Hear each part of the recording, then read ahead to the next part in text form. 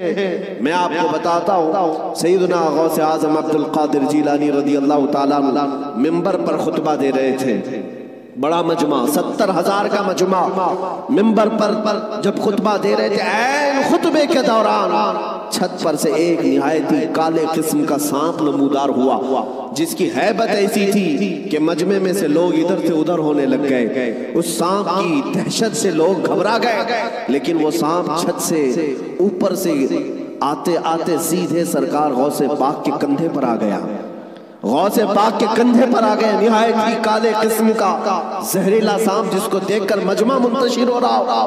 غوث پاک خطبے میں مصروف ہیں اور اس کے بعد وہ سانپ آپ کے گردن سے آپ کے جبے میں داخل ہوا، آستین میں گیا، سینے پر آیا، دوسرے آستین میں گیا، گردن میں آیا، اس کے بعد تھوڑی دیر کے بعد وہ واپس ادھر ہی گیا۔ غوث پاک کے ایک جملے میں بھی لغزش نہیں ہے، خطبہ جس طرح چل رہا تھا اسی طرح چلتا رہا۔ اور اس کے بعد اس سانپ نے فصیح عربی میں آپ سے کلام کیا، کہا ہے عبد القادر میں آزمائش کے لیے آیا تھا، اس سے پہلے میں نے کئی لوگوں کو آزمایا، ان کے یا تو زبان میں لکنت آ گئی، یا تو پیر ہل گئے، یا تو پھر اپنا بیان چھوڑ دیا، لیکن تمہارا حال تو یہ ہے کہ ایسا لگتا تھا کہ تمہارے جسم پر کوئی چیز آئی نہیں۔ غوث پاک رضی اللہ تعالیٰ عنہ مسکرائے، خطبہ جاری رکھا۔ لوگوں نے پوچھا غوث پاک سے کہ یہ کیا تھا، اتنا بھیانک سانپ آپ کے جسم پر آیا، آپ کے جسم پر کوئی جنبش بھی نہیں، لغزش بھی نہیں۔ سرکار غوث پاک رضی اللہ تعالیٰ عنہ مخاطب ہوتے ہوئے ارشاد فرماتے ہیں، میرا نام عبد القادر ہے، میں قادر کا بندہ ہوں۔ کس کا بندہ؟ قادر کا بندہ، قدرت پر یقین رکھتا ہوں۔ مجھے اس بات پر یقین تھا کہ اگر میری موت آنی ہے تو اس سانپ کے ذریعے سے آ جائے گی، میرے ہلنے سے بچنے سے میں بچ نہیں سکوں گا، اور اگر میری موت نہ آنا ہو تو اس طرح کے سینکڑوں سانپ بھی میرے جسم کا کچھ نہیں کر سکتے۔ موت و حیات کی قدرت صرف میرے رب ذوالجلال کے پاس ہے۔ میں اسی یقین کے ساتھ خطبے میں مصروف رہا، وہ تو امتحان تھا، ٹل گیا۔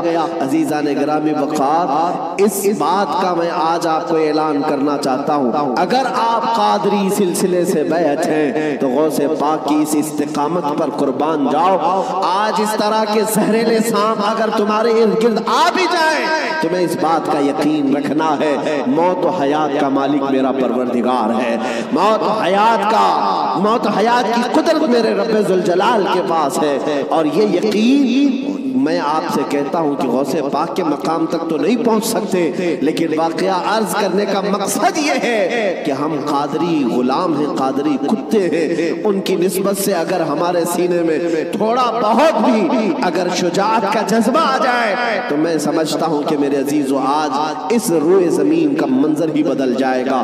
لوگ دیکھ چکے تمہیں ڈرا کر کے، دھمکا کر کے، انہیں یہ اندازہ ہو گیا ہے کہ یہ تھوڑے پیسوں میں بک جاتے ہیں یا خوف سے تھر تھراتے ہیں، ڈر کر کے بھاگ جاتے ہیں، اس لیے دنیا تمہیں ڈراتی ہے، دھمکاتی ہے۔ لیکن جس دن تمہارے قدم ڈگمگانے سے رہ گئے، میں یقین کے ساتھ کہتا ہوں بجلیاں آئیں گی، طوفان آئیں گے، لیکن تمہارا کچھ نہیں ہو سکے گا۔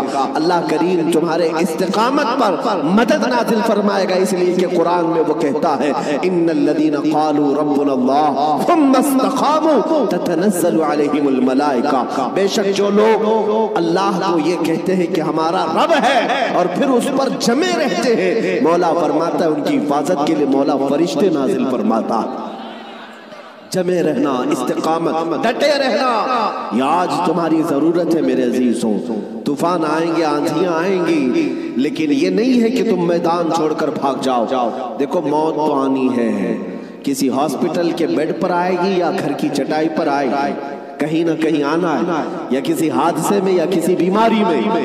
لیکن اگر قسمت سے موت اس حال میں آئے کہ میں میرے نبی کا پرچم بلند کر رہا ہوں، نبی پاک کی عزت کی بات کر رہا ہوں، اور اگر اس حال میں موت آئے تو اس موت کا کیا کہنا؟